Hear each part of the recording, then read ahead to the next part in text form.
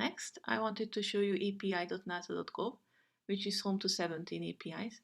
But before we get to this, let me show you what else is on the page.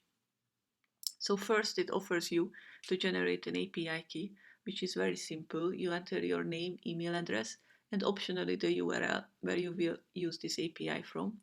And as soon as you click sign up, you get your API key. You don't even have to wait for an email verification. But it's very good to know that there is also a demo key. So you don't have to register an API key if you just want to try the APIs. The only difference between the two is that the demo key will offer you 30 requests per hour and 50 per day, then temporarily block you out if you make more.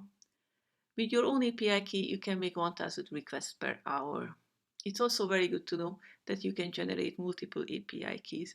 It's suggested to generate one for each of your application. So let's see the APIs.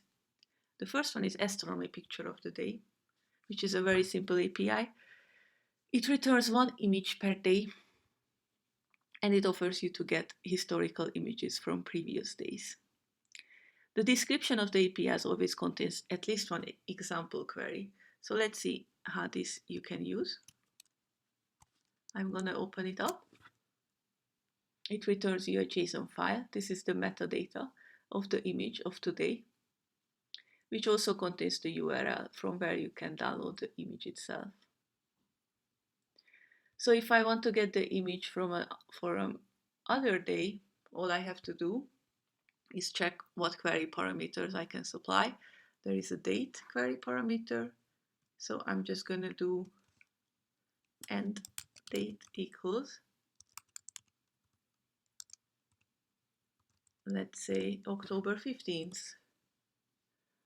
This loads the JSON file for that image, and here's the URL.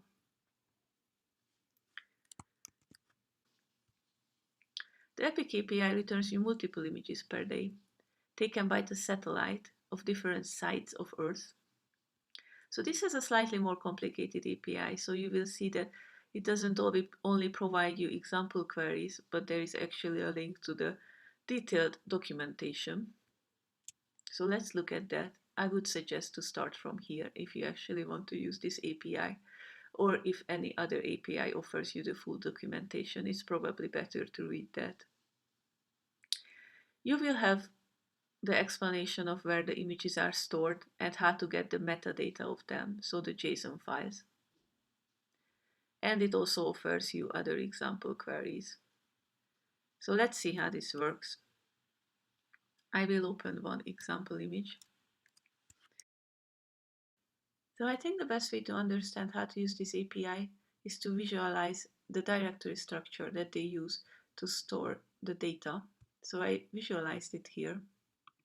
This is the directory structure that you will use in the URL if you want to get JSON files, so the metadata of the images. And this is the structure you can use to get the images themselves. So I have an image example here. Let's see how I can get the corresponding JSON file for this image. So like I said, I have to use this structure. So let's go to API. This is a natural image. I know the date. It's from 2015, October 31st. This will return me a JSON file which contains the details of every image that were taken on this day. Each of these, this is a list of image data.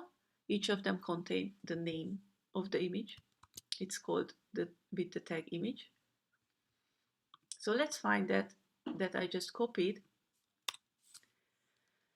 I will go to the archive structure now, find the natural image.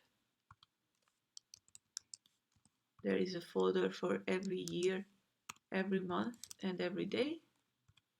Now I can select what type, what format I want the image in, paste the image name, and then put .png at the end, and this should return me an image. So this is something I read out based from this description. You can do that with every API documentation that you find.